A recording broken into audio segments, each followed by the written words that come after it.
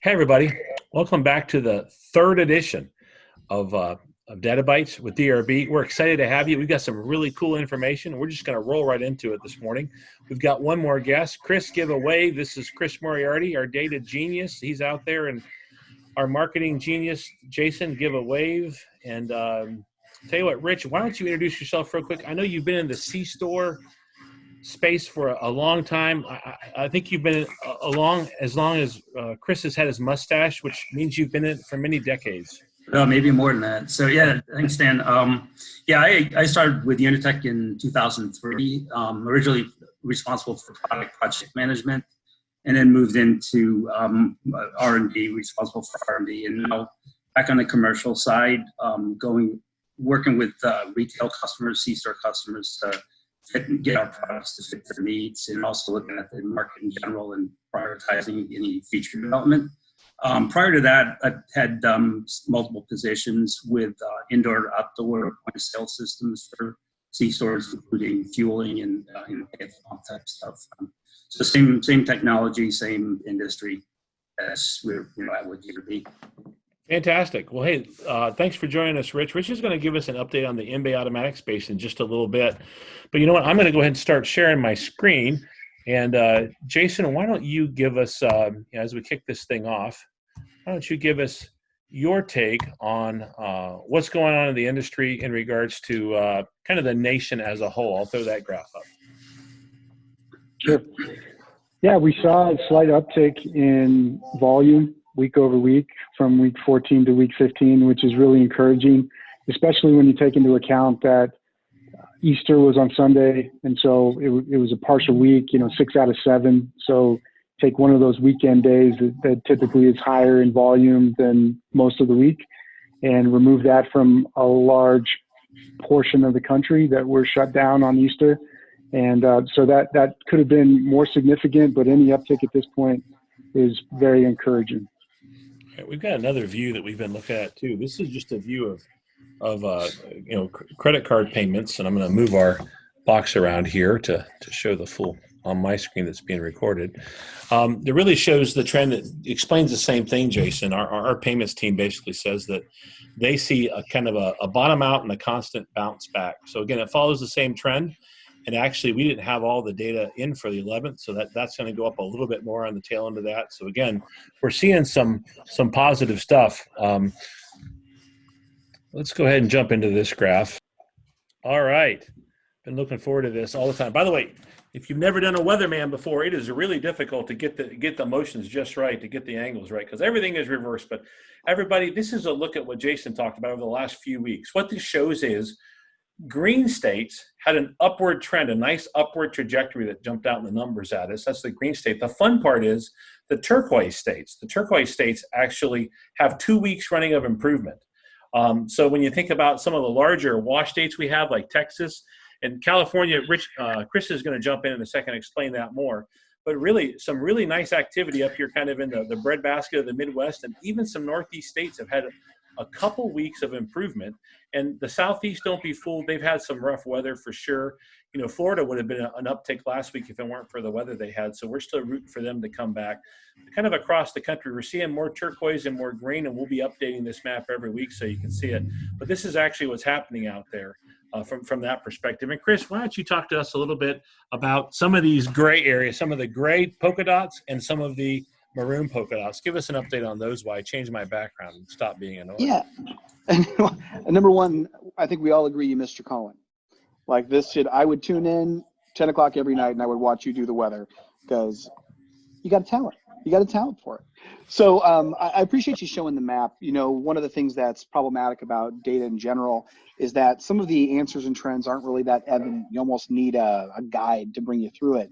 And we thought that this map would be a great way just to know where you are in your state as it relates to where other states are in their whole path with the pandemic. So the green is obviously good news. And what I would call attention to first is there's some states on there like Washington, of course, the turquoise states like New York, that you wouldn't assume are improving and growing, because as we all watch the news, it's hard to find any good news kind of layered within some of the heavier content that's going through. So when we look at Tennessee, North Carolina, South Carolina, our benefit here is that we have the perspective of what's going on over the last few weeks, and those states have actually been doing quite well. So we put them in polka dots so people would know that they're actually some of the healthier states in terms of their rebound, but they've fallen a little bit flat this week. And that could be for a number of reasons, but we wanted to have a way to identify them. So within Pennsylvania, Utah, Arizona, Montana, basically the same story, where they're not dropping, which is where we get nervous. Where California is, of course, got its own category is because of the one thing we all kind of live in fear of in this industry is the weather. And whenever you look at data specifically, you never want to jump to conclusions. It would be easy for us to assume that all of these trends are going to trace directly back to the pandemic and to the virus. And Jason, the prognosticator of prognosticators, he said, we need to pull that weather data from Southern California because I guarantee that's what's disrupting their rebound. So sure enough, as he is known for, we put it together, and it certainly doesn't take a data scientist to realize where the disruption came from.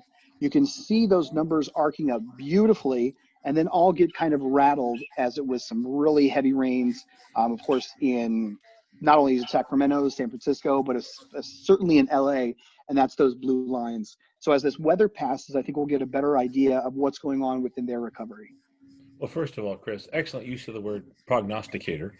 And second of all, he may not be a data scientist, but he plays one on YouTube. So here we go. Actually, he is a data scientist, actually. You know, Jason, one of the things that folks have gotten used to is you kind of walking us around the map a little bit and move our talking heads out of the way here.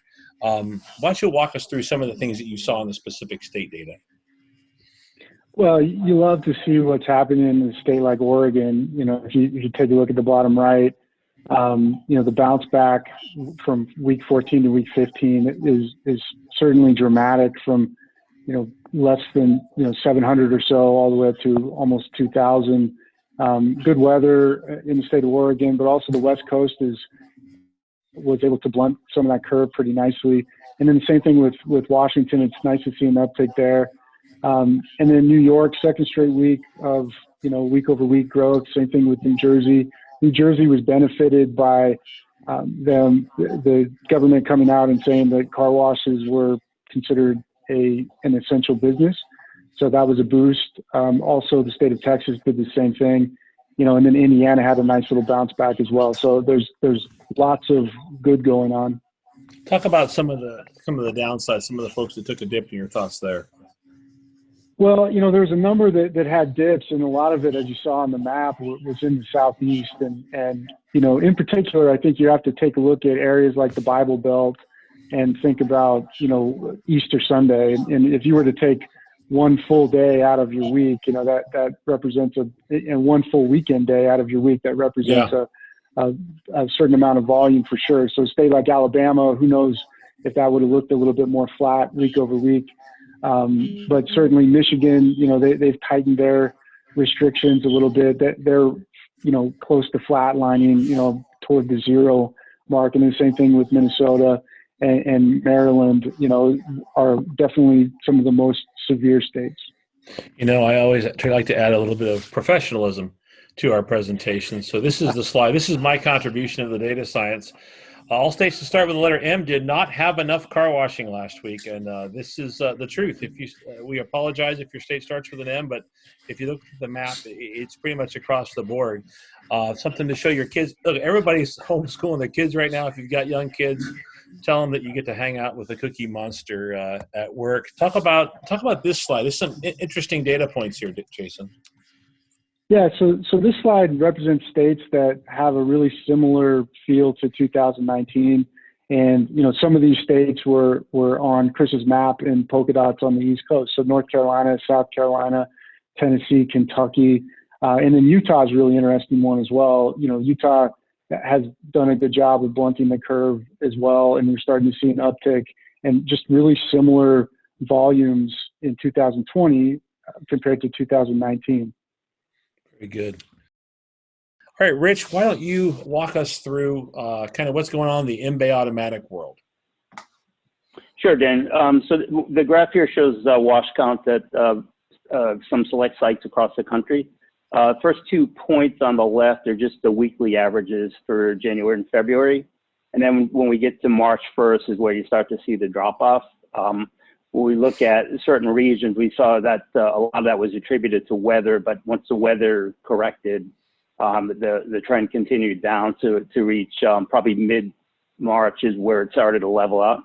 And then as you can see now, it's pretty much level with maybe a slight uptick in going forward. This is the graph that we got that shows a correlation of fuel sales and indoor sales for C-stores that show fuel is now below the indoor sales of C-store sales, which is a very unusual event. But that also correlates to some of the drops that we see in car wash purchases. We're seeing a lot more at a factor of 2 to 1 reduction of sales at the pump and in the store versus sales at the car wash entrance. And lastly, this is a map that shows is the decrease in fuel sales throughout various states, where the states with high outbreaks of the virus, such as California, a few others that are over 10,000, is where they see the biggest drop in fuel. One more confirming point. I'm not going to show data because we keep this pretty close to vest, but in general, I will tell you as we help manage thousands of car washes around the country, as we went through March, there was a lot of tunnel car wash operators that were really trying to push out or give discounts to their membership, their car wash membership members.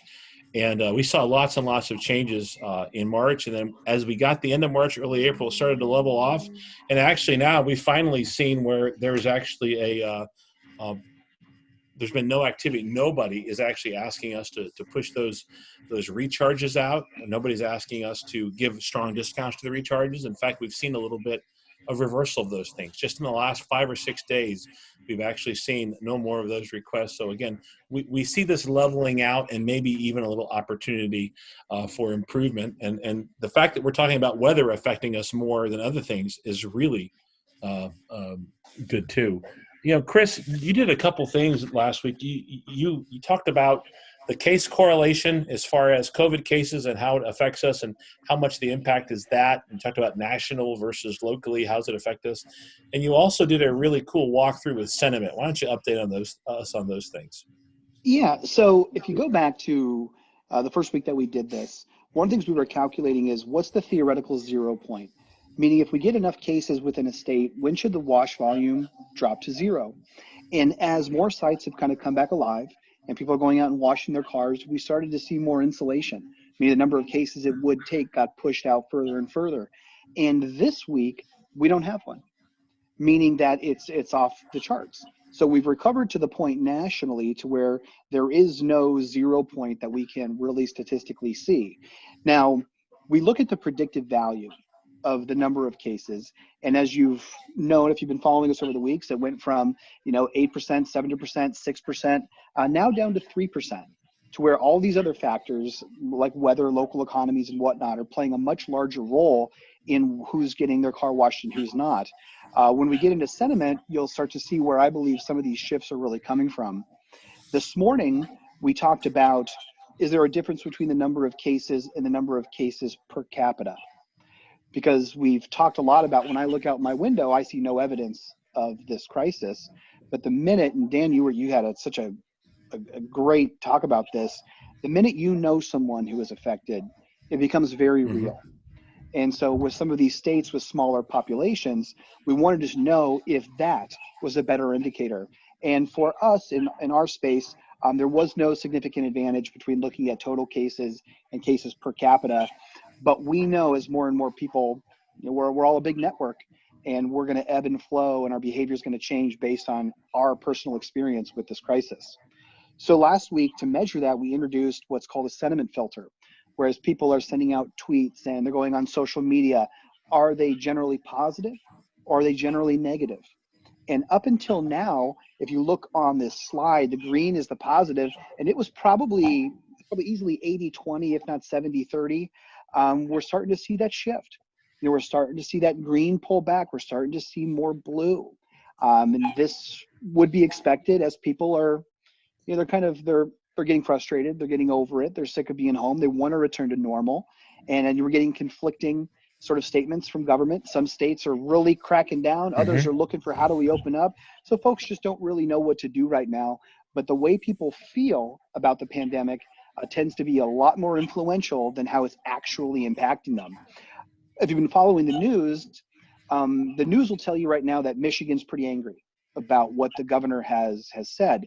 But if you go on Twitter, this is literally looking at people tweeting about the governor of Michigan, and this is over the last couple of days. Green is positive, blue is negative. And what you'll see is that it's still overwhelmingly positive, which could very well mean that the angry people just aren't tweeting. But you can see, I love it that people wake up and they start tweeting right there after 6 a.m. And they're saying great things. So we don't want to lose the forest through the trees, and we want to make sure that we're looking out our windows and not just at CNN and talking heads from 3,000 miles away to tell us how our communities are doing. So it's really important that we really look at that sentiment and how people are feeling, because ultimately that's what's going to drive the recovery. You know, there's some great science here that might point to morning people are happy people. I don't know. That's kind of what I wonder here. It's true. It's true. But I've been, all the morning people are like, yeah, absolutely. Hey, you know what? We're gonna wrap this up, and I'm gonna just kind of go through it and give everybody a chance to give your last remarks, and then I'll close it up. Rich, anything else from you? No, just we've been trying to look at our data more in a regional form to see if we see any correlation to the states or the regions. So we'll spend more time on that this week, maybe. Oh, fantastic. We're looking forward to that. Jason, anything else from you? Just that I think that Easter had, quite a bit of an impact. Would have expected the numbers to be a little bit higher. I believe they'll go up again, and we get more and more of our clients are starting to slowly open back up, and I think you'll see some larger players open back up as well in this coming week. All right, Mr. Moriarty. I think next week, like the rest, we're going to start drilling down more regionally and really looking at some of the announcements that are being sort of driven by local politics, like who's putting up more and more barriers and how do we kind of respond to that? How do we navigate that? Yeah, that's going to be great. Chris is going to try to correlate. He's got 50 states worth of ordinances and rules and everything, and see how that affects things too. Hey, I just want to close out. First of all, I hope everybody had a fantastic Easter. I mean, a really great Easter. Hope you had time to reflect with your family on the blessings that you have even through this. We pray that you guys are safe and that you're healthy. And if GRB can do something for you in the area of car washing and marketing, let us know. But be well, and we'll see you next week. Thanks.